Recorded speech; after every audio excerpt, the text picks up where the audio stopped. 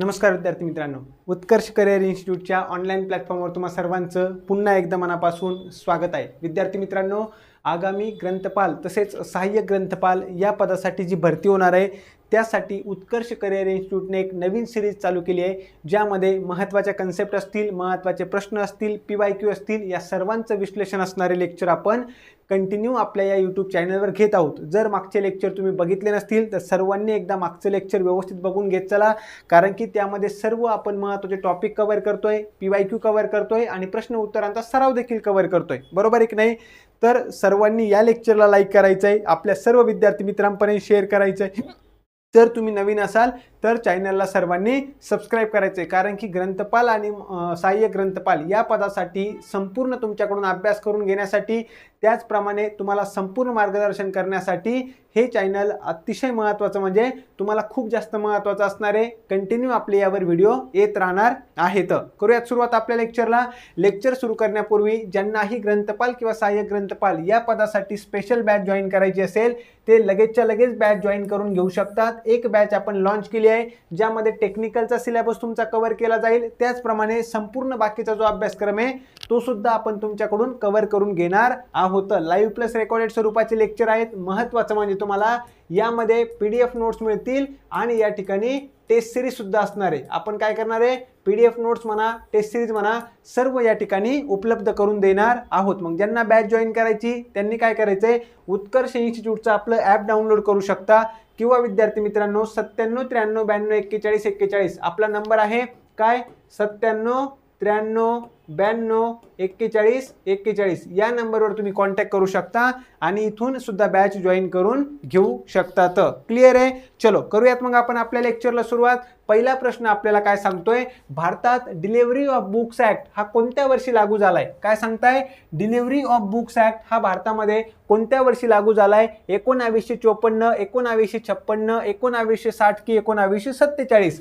काय येईल या प्रश्नाचं उत्तर? सर्वांनी उत्तर देण्याचा प्रयत्न करा. महत्त्वाचा प्रश्न आहे, डायरेक्ट प्रश्न या ठिकाणी ॲज इट इज येऊ शकतो. जाऊयात आपण एक्सप्लेनेशनकडे. महत्त्वाचं म्हणजे डिलिव्हरी ऑफ बुक्स हा ऍक्ट जो आहे भारतामध्ये कधीचा आहे? 1954चा आहे, 1954. तुम्हाला लक्षात ठेवायचं आहे. आता या कायद्याचा किंवा या ऍक्टचा महत्त्वाचा उद्देश काय असेल ते पण तुम्हाला सांगण्याचा प्रयत्न करतो बरं का. समजून घ्या. डिलिव्हरी ऑफ बुक्स ऍक्ट कधीचा आहे? 1954, 1954. या कायद्याचा मुख्य उद्देश काय आहे? साहित्यिक वारशाचं जतन करणं. कशा पद्धतीने ते पण सांगतो बरं का. कशा पद्धतीने ते पण सर्वांनी लक्षात घ्यायचंय. पेन 1 मिनिटात चेंज करतो. महत्त्वाचं, भारतात प्रकाशित होणाऱ्या प्रत्येक पुस्तकाची एक प्रत देणं या ठिकाणी काय असणार आहे? बंधनकारक आहे. लक्षात ठेवा. महत्त्वाचं, प्रकाशनाच्या तारखेपासून 30 दिवसाच्या आतमध्ये ही प्रत स्वतःच्या खर्चाने पाठवणं गरजेचं आहे. महत्त्वाचं लक्षात ठेवा. त्याचप्रमाणे हा जो कायदा आपण म्हणू शकतो 4 प्रमुख ग्रंथालयांसाठी हा आपल्याला या ठिकाणी महत्त्वाचा ठरणार आहे. क्लिअर आहे? सगळ्यात पहिल्यांदा जर आपण बघितलं, कोणतं आहे महत्त्वाचं? National library Kolkata. मग राष्ट्रीय ग्रंथालय कुठे आहे असा पण प्रश्न तयार होऊ शकतो. महत्त्वाचं लक्षात ठेवा, नॅशनल लायब्ररी, राष्ट्रीय ग्रंथालय कुठे आहे? कोलकाता या ठिकाणी. सेंट्रल लायब्ररी असणार आहे मुंबई या ठिकाणी. त्यानंतर कोनेमारा सार्वजनिक ग्रंथालय आहे चेन्नई या ठिकाणी. क्लिअर सर्वांना? मग तुम्हाला लक्षात ठेवायचं आहे, तर डिलिव्हरी ऑफ बुक्स ऍक्ट कधीचा आहे? 1954चा. महत्त्वाचं तुमच्यासाठी, या कायद्यामध्ये दुरुस्ती कधी करण्यात आली होती? 1956 मध्ये. मग त्यामध्ये काय सांगितलं?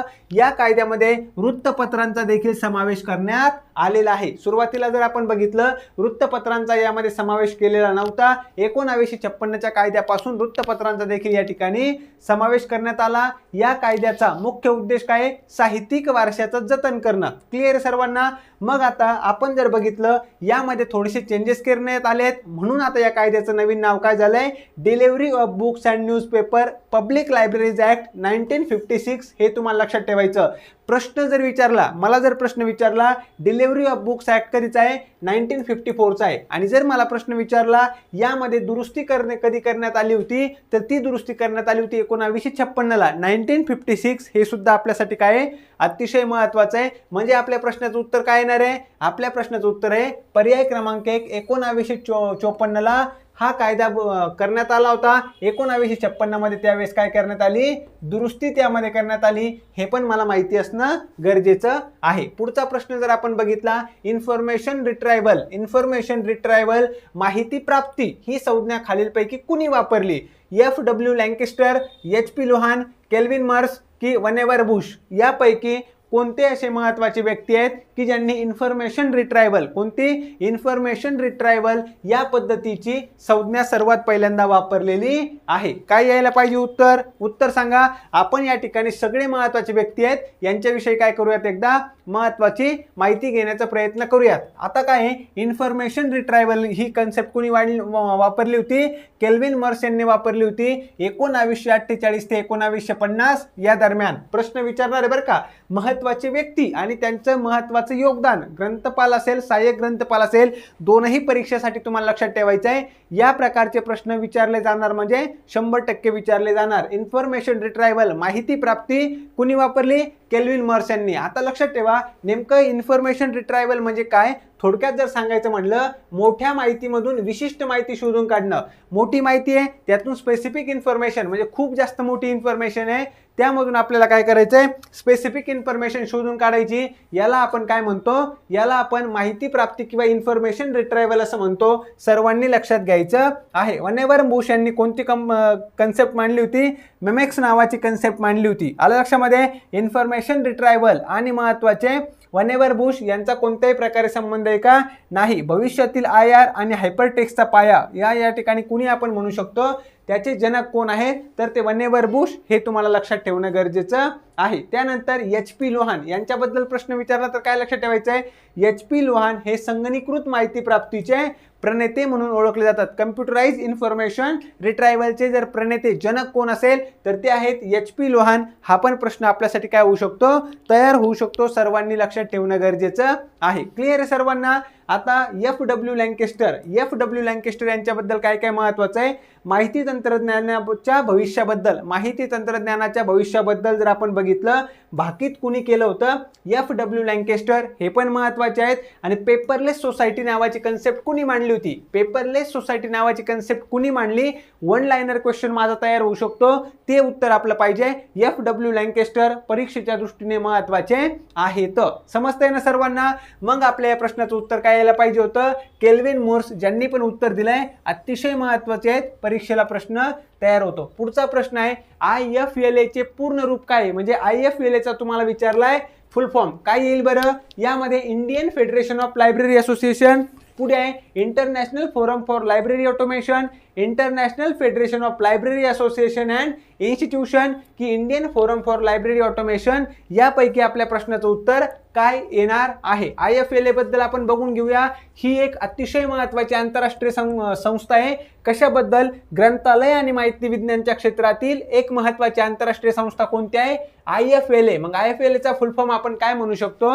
IFLA चा फुल फॉर्म आहे International Federation of Library Association and Institution. काय सांगितलं? International Federation of Library and बघा, International Federation of Library Association and Institution. म्हणजेच आपलं उत्तर काय पाहिजे होतं? पर्याय क्रमांक 3 पाहिजे होतं. इथे इंटरनॅशनल आहे. लक्षात ठेवा, IFLA इंटरनॅशनल एक महत्त्वाची संस्था आहे. म्हणजे इंडियनचे जे ऑप्शन असतील ते आपले काय होणार आहे? या ठिकाणी कट होणार आहे. आपलं उत्तर आहे International Federation of Library Association and institution. पर्याय क्रमांक 3 हे अतिशय योग्य करेक्ट आन्सर आहे. कळालं सर्वांना? पर्याय क्रमांक 3 आलं. आता आपण याबद्दल काय करूया? थोडीशी जास्त माहिती घेण्याचा प्रयत्न करूया. एकतर तुम्हाला समजलं ही आंतरराष्ट्रीय संस्था आहे. महत्त्वाचं त्याचा फुल फॉर्म आपण सांगितलाय. स्थापना कधी झाली आहे? 1927 1927 मध्ये स्थापना झाली. आणि महत्त्वाचं आपण जर बघितलं, प्रतिनिधित्व हे कुणाचं रिप्रेझेंटेशन करतात? जगभरातील ग्रंथालय आणि ग्रंथपालांचं प्रतिनिधित्व कोणती संस्था करते? असा प्रश्न जरी तयार झाला तरी आपल्याला माहित पाहिजे IFLA महत्त्वाचं आहे. मग यांचं नेमकं विशिष्ट कार्य काय आहे ते पण समजून घेऊया. माहितीचा प्रवेश वाढवणं आणि ग्रंथालय मानके आणि महत्त्वाचं लक्षात ठेवायचं तर त्याची बेस्ट प्रॅक्टिसेस आपण कशाशी रिलेटेड म्हणू शकतो, तर या IFLA शी संबंधित आहे, महत्त्वाचं आहे. क्लिअर सर्वांना. प्रमोट ॲक्सेस टू इन्फॉर्मेशन हे महत्त्वाचं, आणि library standards and best practices महत्त्वाचे कार्य. हे की फंक्शन्स कुणाचे आहेत, IFLA चे आहेत. स्थापना आहे 1927, महत्त्वाचं.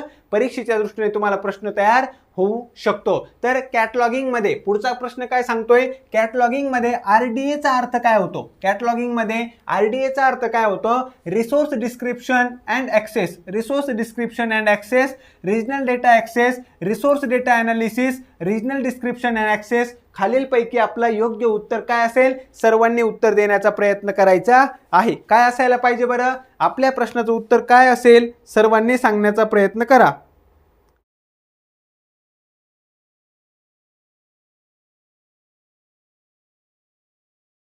चलो उत्तर देत चला, उत्तर देत चला.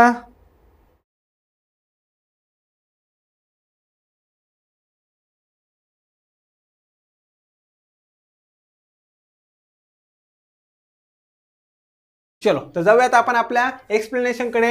महत्त्वाचं लक्षात ठेवा, AACR2 ची जागा या ठिकाणी कुणी घेतलेली आहे, महत्त्वाचं RDA ने घेतलेली आहे. तुमच्यासाठी प्रश्न काय आहे, तुमच्यासाठी प्रश्न आहे AACR2 चा फुल फॉर्म काय आहे, हे तुम्ही मला कमेंट बॉक्समध्ये सांगा. 2010च्या पूर्वी काय होतं, AACR2 होतं, त्याची जागा आता कोणी घेतली, RDA. 2010 पासून आता RDA चा फुल फॉर्म काय होतं, रिसोर्स डिस्क्रिप्शन अँड ॲक्सेस. लक्षात ठेवा बरं का, रिसोर्स डिस्क्रिप्शन अँड ॲक्सेस हा फुल फॉर्म कुणाचा असणार आहे, तो असणार आहे RDA चा. परीक्षेच्या दृष्टीने महत्त्वाचं आहे. पुढे डिजिटल युगासाठी, आता जे डिजिटल युग आहे, तर डिजिटल वर्ल्ड आहे, त्यासाठी अतिशय उपयुक्त, महत्त्वाचं लक्षात ठेवा. कशा पद्धतीने कार्य करतं ते तुम्हाला सांगतो बरं का. इलेक्ट्रॉनिक संसाधनं जे असतील, इलेक्ट्रॉनिक संसाधनं आणि इंटरनेटवर माहिती शोधण्यासाठी खास डिझाईन केलेलं आहे. प्रश्न काय विचारतील, RDA resource description and access हे कशासाठी डिझाईन केलेलं आहे, तर लक्षात ठेवायचं इलेक्ट्रॉनिक संसाधनं आणि इंटरनेटवर माहिती शोधण्यासाठी डिझाईन केलेलं आहे. हे लक्षात ठेवा. छापील पुस्तकांऐवजी डिजिटल संसाधनांवर भर, महत्त्वाचं काय, छापील पुस्तकांऐवजी जे डिजिटल रिसोर्सेस आहेत त्यावर भर दिलेला तुम्हाला या ठिकाणी दिसणार आहे. जसं की ई-बुक्स असतील, आपले वेबसाईट्स असतील, डिजिटल जर्नल्स असतील, हे सर्व महत्त्वाचं कशाशी संबंधित आहे, तर RDA शी संबंध आहे, महत्त्वाचं आहे. क्लिअर सर्वांना. आता याच्यामध्ये कोणकोणत्या प्रकारचे मॉडेल्स आहेत ते पण सांगतो. एक मॉडेल आहे FRBR आणि दुसरं आहे FRAD. आता आपण काय करणार आहे, याच्याविषयी एखाद्या वेगळ्या प्रश्नामध्ये डिस्कस करूयात बरं का. FRBR म्हणजे काय आणि FRAD म्हणजे काय, हे आपण वेगळ्या एखाद्या प्रश्नामध्ये व्यवस्थित डिस्कस करूया. या मॉडेलवर, या दोन मॉडेलवर, कोणतं FRBR आणि FRAD, या दोन मॉडेलवर काय आधारित आहे, तर RDA आधारित आहे, रिसोर्स डिस्क्रिप्शन अँड ॲक्सेस आधारित आहे. समजून घ्यायचं आहे, महत्त्वाचं लक्षात ठेवा. याच्यामुळे काय होतं, जे युजर्स आहेत म्हणजे वापरकर्ते आहेत, यांना हवी असलेली जी माहिती आहे, जी माहितीची आवश्यकता आहे, ती माहिती किंवा पुस्तक शोधणं काय होतंय, सोपं होऊन जातंय. काय होतंय, पुस्तक किंवा माहिती शोधणं सोपं होऊन जातंय, हे तुम्हाला लक्षात ठेवायचं आहे. मग RDAचा आपण जितकी माहिती बघितली, त्यातून काय आपण कन्क्लुजन काढू शकतो, तर लक्षात ठेवा, डिजिटल जगात माहितीचं योग्य वर्णन करण्यासाठी आणि माहिती जे पण युजर्स आहेत त्यांना माहिती इझिली उपलब्ध होण्यासाठी महत्त्वाचं आहे RDA. तुमच्यासाठी लक्षात ठेवायचं आहे. जर तुम्हाला थोडक्यात विचारलं, वन लाईन मध्ये सांगा RDA काय आहे, वन लाईन मध्ये आपण काय सांगणार, या डिजिटल जगामध्ये, या डिजिटल वर्ल्डमध्ये माहितीचं योग्य वर्णन, जी पण इन्फॉर्मेशन आहे त्याचं योग्य एक्सप्लेनेशन, त्याचप्रमाणे ही माहिती, ही इन्फॉर्मेशन जे युजर्स आहेत त्यांना इझिली काय व्हावी, उपलब्ध व्हावी, यासाठी RDAचा काय केला जातो, वापर केला जातो. समजलं सर्वांना. म्हणजे जी माहिती आहे त्याचं योग्य एक्सप्लेनेशन, त्याचप्रमाणे जे युजर्स आहेत, जे वापरकर्ते आहेत, त्यांच्यासाठी ही माहिती सहज उपलब्ध व्हावी, हे तुम्हाला काय करायचं आहे, लक्षात ठेवायचं आहे. RDA resource description and access. काय येणार आहे, रिसोर्स डिस्क्रिप्शन अँड ॲक्सेस. कुठं आहे आपलं, रिसोर्स डिस्क्रिप्शन अँड ॲक्सेस. महत्त्वाचं. पर्याय क्रमांक 1 ज्यांनी उत्तर दिलंय, या सर्वांचं उत्तर कसं असणार आहे, अगदी बरोबर असणार आहे, अगदी करेक्ट असणार आहे. पुढचा प्रश्न आपण बघूया. पुढचा प्रश्न काय सांगतोय, खालीलपैकी कोणता माहितीचा प्राथमिक स्रोत नाहीये, म्हणजे माहितीचा प्रायमरी सोर्स कोणता नाहीये. मला असं वाटतंय प्रायमरी सोर्स म्हणा, सेकंडरी सोर्स म्हणा, यावर प्रश्न विचारला जाण्याची शक्यता खूप जास्त आहे बरं का, खूप म्हणजे खूप जास्त आहे. तर खालीलपैकी कोणता माहितीचा प्राथमिक स्रोत म्हणजे प्रायमरी सोर्स नाहीये, हे तुम्हाला सांगायचं आहे. थिसिस म्हणजे प्रबंध, पेटंट्स, पाठ्यपुस्तके की संशोधन पेपर, म्हणजे पेटंट्स असतील, थेसिस असतील, टेक्स्टबुक असतील किंवा रिसर्च पेपर्स असतील, खालीलपैकी माहितीचा प्राथमिक स्रोत कोणता नाही आहे हे तुम्हाला सांगायचं आहे. बघून घेऊया. आता माहितीचे इन्फॉर्मेशनचे 3 सोर्स आहेत बरं का. प्रायमरी सोर्स, सेकंडरी सोर्स आणि टर्शरी सोर्स. काय कोणते? प्रायमरी सोर्स, प्रायमरी, सेकंडरी आणि टर्शरी. मग प्रायमरी सोर्समध्ये काय येणार आहे? हे माहितीचे मूळ प्रथमच प्रकाशित झालेले रूप असतात. अशा प्रकारचे माहितीचं अशा प्रकारचं रूप म्हणा, अशा प्रकारचा फॉर्म हे प्रथमच काय झालेले असतात? प्रथमच प्रकाशित झालेले असतात. प्रथमच या ठिकाणी आपण म्हणू शकतो की हे बेसिक आहेत. कोणत्याही प्रकारच्या माहितीचं बेस आहे, बेसिक आहेत. मग हे आपण जर बघितलं विषयाशी थेट संबंधित असतात. यांच्यामध्ये कोणत्याही प्रकारचा बदल असतो का? नाही. यांच्यामध्ये कोणत्याही प्रकारचा बदल नसतो. जसं की मुलाखती, त्याचप्रमाणे डायऱ्या आणि पत्र, प्रबंध, त्याचप्रमाणे पेटंट्स आणि महत्त्वाचं संशोधन पेपर. म्हणजे तुमच्या एक गोष्ट लक्षात येते का? या ठिकाणी जे आपल्याला सांगितलंय, या ठिकाणी थेसिस असेल, पेटंट्स असेल आणि रिसर्च पेपर हे सर्व काय आहेत? हे सर्व आणि सर्व आपले प्रायमरी सोर्स आहेत. प्रायमरी सोर्स म्हणजे काय? मूळ माहिती. आलं लक्षामध्ये? मूळ माहिती किंवा आपण हे प्रथमच प्रकाशित झालेले असतात. याच्यामध्ये कोणत्याही प्रकारे बदल असतो का? नाही. म्हणजे आपलं पाठ्यपुस्तक जे आपण जर बघितलं हे प्रायमरी सोर्समध्ये येणार आहे का? नाही. आपलं टेक्स्टबुक जर आपण बघितलं, टेक्स्टबुक प्रायमरी सोर्स मध्ये येतं का? येत नाही. तुम्हाला लक्षात ठेवणं गरजेचं आहे. समजलं सर्वांना? आता आपण जर बघितलं द्वितीयक सोर्स, सेकंडरी सोर्स. आता महत्त्वाचं काय आहे? हे जे सेकंडरी सोर्स असतात ना, ते कुणावर डिपेंड असतात? कुणावर आधारित असतात? कुणावर बेस असतात? ते असतात प्रायमरी सोर्सवर बरं का. म्हणजे तुम्हाला लक्षात ठेवायचं आहे जे सेकंडरी सोर्स आहेत हे प्रायमरी सोर्सवर आधारित असतात. प्रायमरी सोर्समधली जी पण माहिती आहे, म्हणजे आता प्राथमिक आपल्याकडे स्रोत आहेत, यातील जी माहिती आहे त्या माहितीचं विश्लेषण केलं जातं, संकलन केलं जातं, सारांश सादर केला जातो. ही सर्व माहिती कशातून घेतली जाते? प्रामुख्याने प्रायमरी सोर्सवर. लक्षात ठेवा, जे सोर्स प्रायमरी सोर्सवर अवलंबून असतात त्याला आपण सेकंडरी सोर्स असं म्हणतो. आणि महत्त्वाचं त्याचा उपयोग आपण कशाला करतो? माहिती अधिक सोप्या आणि सुलभ पद्धतीने समजण्यासाठी होतो. परीक्षेच्या दृष्टीने तुम्हाला काय करायचं होतं हे लक्षात ठेवायचं आहे. अतिशय महत्त्वाचं आहे. समजलं? आता सेकंडरी सोर्समध्ये कोण कोण येतं? एक आहे पाठ्यपुस्तके म्हणजे टेक्स्टबुक, त्याच्यानंतर आहे आपलं विश्वकोश, त्याच्यानंतर महत्त्वाचं पुनरावलोकन लेख असतील आणि महत्त्वाचं चरित्रे असतील. लक्षात ठेवा बरं का.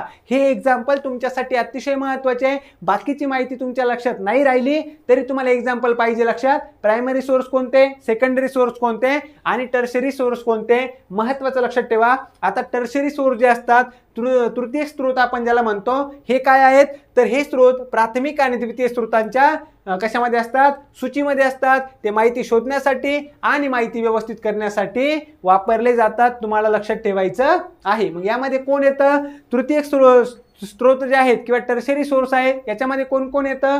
एक आहे ग्रंथसूची, अनुक्रमणिका, सारांश आणि डिरेक्टरीज. या सर्वांचा समावेश होतो टर्शरी सोर्समध्ये. समजलं सर्वांना? प्रायमरी सोर्समध्ये कोण येतं, सेकंडरी सोर्समध्ये कोण येतं आणि त्यानंतर टर्शरी सोर्समध्ये कोण येतं हे सर्वांना समजलंय का? मला एकदा पटपट सर्वांनी कमेंट करून सांगण्याचा प्रयत्न करायचा आहे. पुढचा प्रश्न आहे प्रोलॉग मेना टू लायब्ररी क्लासिफिकेशन हे ग्रंथालय शास्त्रातील प्रसिद्ध पुस्तक खालीलपैकी कुणी लिहिलेलं आहे? प्रोलॉग मेना टू लायब्ररी क्लासिफिकेशन हे पुस्तक कुणाचं आहे? WCB Sayers, Melvil Dewey, CA Cutter की डॉक्टर SR रंगनाथन खालीलपैकी कुणी हे पुस्तक लिहिलंय? आणि पुस्तक आणि महत्त्वाचे त्याचे लेखक यांच्यावर प्रश्न विचारला जाणार का? यस, 100% यावर सुद्धा प्रश्न आपल्याला विचारला जाणार. सर्वांनी हे सुद्धा टॉपिक काय करायचं आहे? व्यवस्थित पूर्ण करायचं आहे. आपण तुमच्याकडून भरपूर तयारी करून घेणार आहोत बरं का. व्यवस्थित तयारी करून घेणार आहोत. ज्यांनी अजूनही आपले मागचे लेक्चर बघितले नाहीत ना, यूट्यूबवर भरपूर सारे लेक्चर घेतलेत, ज्यांनी मागचे लेक्चर अजूनही बघितले नाही सर्वांनी लेक्चर बघून घ्या, व्यवस्थित बघून घ्या, तुम्हाला त्याचा फायदाच होईल. आता महत्त्वाचं आपण बघूया ग्रंथालय वर्गीकरणासाठी जी प्रस्तावना आहे त्याला प्रोलॉग मेना टू लायब्ररी क्लासिफिकेशन, प्रोलॉग मेना टू लायब्ररी क्लासिफिकेशन असं म्हणतात. हे कुणी लिहिलेलं आहे? लक्षात ठेवायचं आहे डॉक्टर SR रंगनाथन. परीक्षेच्या दृष्टीने महत्त्वाचं आहे. आपल्याला जर विचारलं लायब्ररी ग्रंथालय वर्गीकरणासाठी जी प्रस्तावना, त्या प्रकारचं पुस्तक कुणाचं आहे? SR रंगनाथन. परीक्षेच्या दृष्टीने महत्त्वाचे आहेत. आता जर बघितलं WCB सेयर्स हे कोण आहे? तर एस.आर. रंगनाथन यांचे गुरु होते बरं का, एस.आर. रंगनाथन यांचे गुरु होते. त्यांचे पुस्तकं कोणकोणते, सेअर्स यांचे पुस्तके कोणकोणती आहेत असा प्रश्न मला विचारला तर लक्षात ठेवायचं आहे मॅन्युअल ऑफ क्लासिफिकेशन आणि ग्रामर ऑफ क्लासिफिकेशन, दोन पुस्तक लक्षात ठेवा बरं का. मॅन्युअल ऑफ क्लासिफिकेशन आणि ग्रामर ऑफ क्लासिफिकेशन हे पुस्तक कोणी लिहिले, सेअर्स यांनी लिहिले. त्याचप्रमाणे तुम्हाला लक्षात ठेवायचं आहे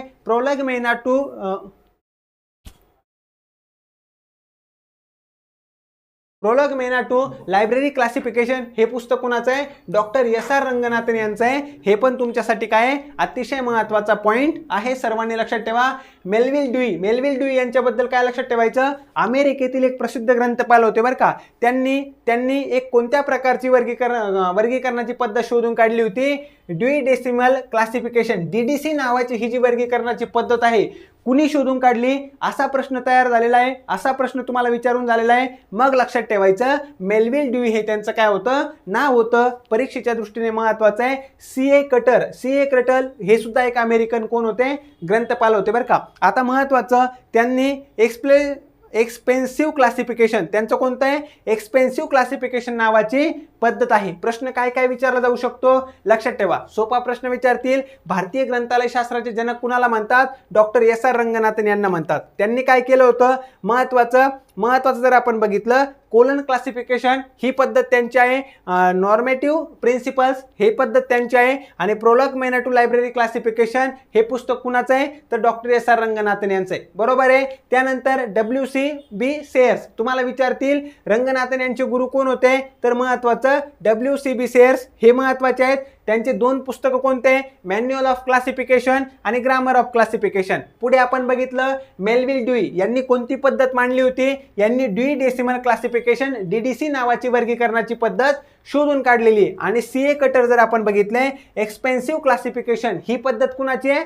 C.A. कटर यांची आहे. एक्सपेन्सिव्ह क्लासिफिकेशन लक्षात ठेवायचं आहे. त्याचप्रमाणे रूल्स फॉर डिक्शनरी कॅटलॉग हे सुद्धा महत्त्वाचं त्यांचे नियम त्यांनी बनवलेत. तुम्हाला काय करायला पाहिजे, लक्षात ठेवणं गरजेचं आहे. परीक्षेला डायरेक्ट या पद्धतीचा प्रश्न तयार होतो, सर्वांनी लक्षात ठेवा. क्लिअर आहे. चलो, तर परत एकदा जाता जाता सर्वांसाठी महत्त्वाची सूचना आहे, ज्यांनी अजूनही ग्रंथपाल आणि सहाय्यक ग्रंथपाल या पदाची आपली बॅच जॉईन केली नसेल लवकरात लवकर जॉईन करून घ्या. आपल्या सर्वांना माहिती खूप मोठी भरती येणार आहे. आपले यूट्यूबवर त्याच पद्धतीचे व्हिडिओ सुद्धा चालू आहेत बरं का. ते सर्व व्हिडिओ सर्वांनी बघायचे आहेत. तुम्हाला महत्त्वाच्या कन्सेप्ट असतील, त्याचप्रमाणे म्हणू शकतो महत्त्वाचे प्रश्न उत्तरांचा सराव असेल, सर्व आपण त्या व्हिडिओमध्ये घेत आहोत. त्यासाठी तुम्हाला व्हिडिओला लाईक करायचं आहे, आपल्या सर्व विद्यार्थी मित्रांपर्यंत शेअर करायचं आहे. नवीन असाल तर सर्वांनी चॅनलला देखील सबस्क्राईब करायचं आहे, लक्षात घ्यायचं आहे. आता या बॅचमध्ये तुम्हाला काय मिळणार आहे, तांत्रिकचा सिलेबस म्हणजे टेक्निकलचा सिलेबस तर मिळेल. त्याच पद्धतीने बाकी सर्व विषयांचा संपूर्ण अभ्यासक्रम तुमचा पूर्ण करून घेतला जाईल. PDF नोट्स तुम्हाला मिळणार आहेत आणि महत्त्वाचं टेस्ट सिरीज सुद्धा आपण घेणार आहे. मग काय करायचं आहे, उत्कर्ष इन्स्टिट्यूट हे आपलं ॲप डाउनलोड करून घेऊ शकता. सध्या ऑफर चालू आहे, त्या ऑफरमध्ये बॅच जॉईन करून घ्या, फायदा होईल. आणि महत्त्वाचं तुम्हाला अजून प्रश्न असतील किंवा काही तुम्हाला बॅच जॉईन करण्यासंबंधी प्रश्न असतील तर 979392 41 या नंबरवर तुम्हाला काय करायचं आहे, कॉन्टॅक्ट करायचा आहे. सर्वांनी लक्षात घ्यायचं आहे. क्लिअर आहे सर्वांना. मग इथपर्यंतचे सर्व पॉईंट क्लिअर आहेत. थांबूयात आपण या ठिकाणी. यस, उद्या परत आपण एका महत्त्वाच्या कन्सेप्टसह भेटणार आहेत. कधी आपण काय करूया, PYQचं लेक्चर घेऊयात, कधी अतिसंभाव्य प्रश्नाचं लेक्चर असतं, आणि महत्त्वाचं काही कन्सेप्ट सुद्धा तुमच्या या ठिकाणी मी कव्हर करून देणार आहे. समजलंय सर्वांना. चलो, तर आजच्या लेक्चरमध्ये आपण याच ठिकाणी थांबूयात. भेटूयात आपल्या उद्याच्या लेक्चरमध्ये. तोपर्यंत सर्वांना खूप खूप धन्यवाद. Thank you so much. लेक्चर आवडत असेल लाईक करा, आपल्या विद्यार्थी मित्रांपर्यंत शेअर करा. जर तुम्ही नवीन असाल तर चॅनलला सबस्क्राईब करा. Thank you so much. बाय सर्वांना. भेटूयात आपल्या पुढच्या लेक्चरमध्ये. थँक्यू.